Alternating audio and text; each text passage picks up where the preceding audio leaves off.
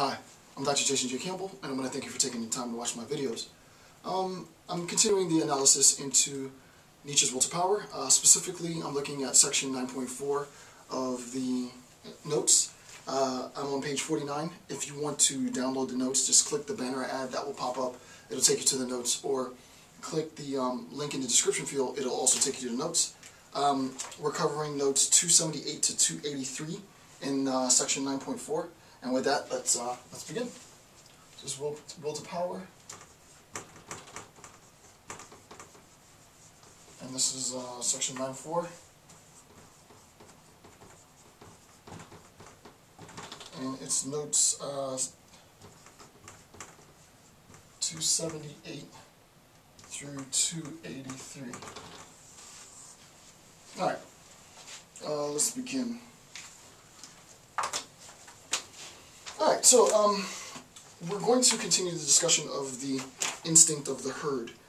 In the last few sections, I was discussing the instinct of the herd, and I've been discussing the herd's instinct via Nietzsche for a while now within the analysis. And what Nietzsche has done is to identify one of the contributing factors. There are many, but one of the contributing factors in the absolute destitute nature of herd mentality, with the willful, prideful embrace of mediocrity, right? And what Nietzsche wants to do is isolate the herd and identify the problems within the herd that pull those individuals who could otherwise be ambitious and make great contributions to society in the truest sense are dissuaded and deterred because of this herd instinct. So let's look at the instinct of the herd.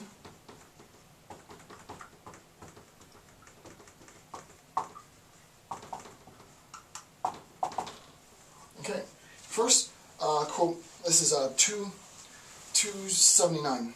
Quote, "It is a relief to count oneself the same as others, to try to feel as they do, to adopt the current feeling." Right? It is a relief to count oneself the same as others. To count oneself the same as others.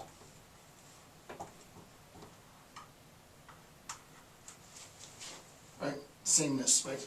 It is a relief to count oneself the same as others, to try to feel as they do, to adopt the current feeling. It is something passive compared with the activity that maintains and constantly practices the individual's right to value judgments. The latter allows no rest, right?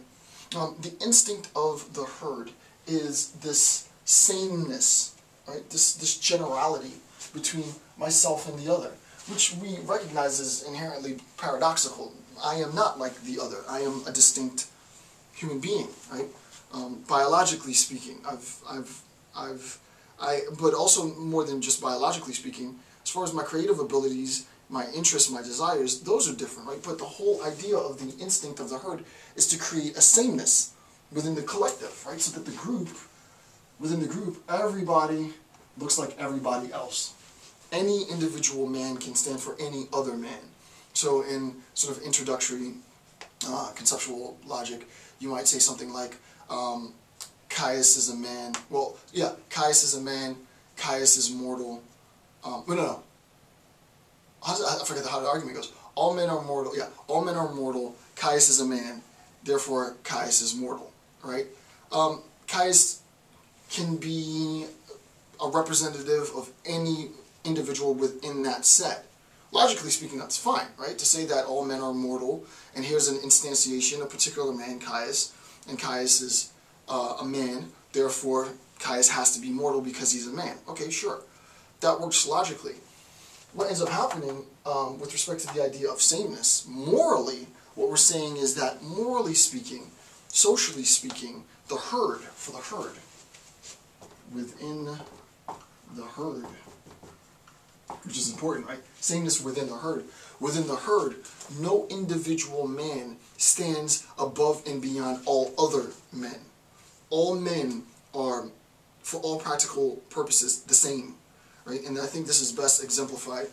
I mean, I wish I could find another example, but I love The Matrix. I watch it religiously.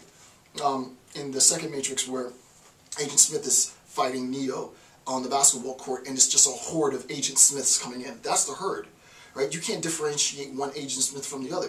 They dress the same, they talk the same, they act the same, they look the same, they sound the same. For all practical purposes, they're exactly the same, right? So the idea of the herd is the attempt strategically, and this is not an easy thing to pull off, so it's amazing that it's been working for as long as it has, right?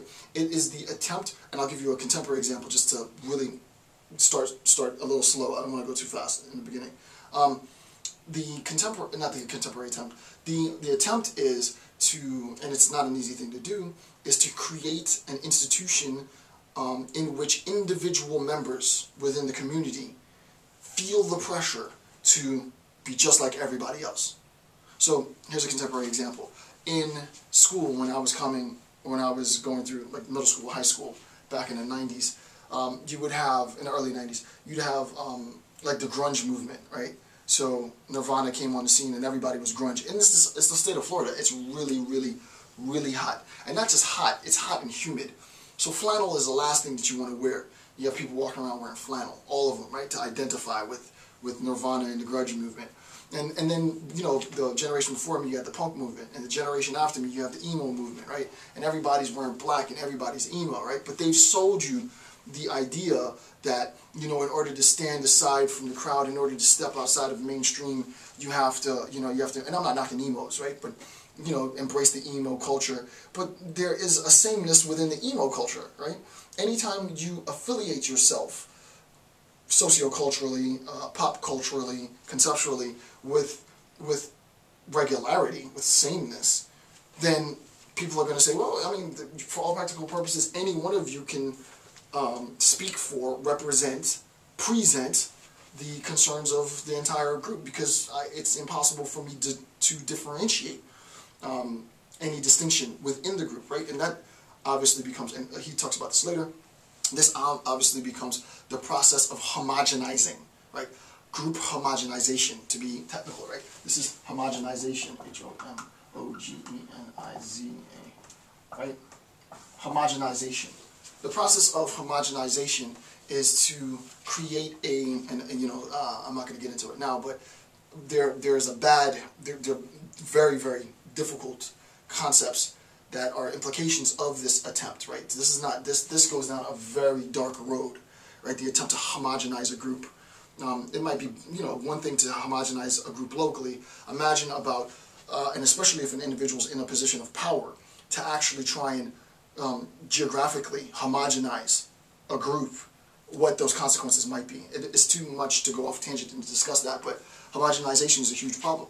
And this is exactly what happens within the herd. The herd wants everybody to look like everybody else, right? So it's the Leave It to Beaver. It's that great scene in Edward Scissorhands, but everybody wears, the houses are pink and purple and green and blue, and everybody has their distinct crazy looking houses, but everybody has a distinct crazy looking house. They all leave for the same time, they all travel the same path, they all go to the same job, they all practically wear the same clothes, come back home at the same time, do the sameness, right? This is the herd.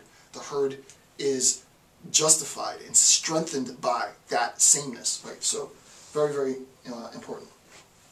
It is something passive compared with the active activity that maintains and constantly practices the individual's right to value judgment, right?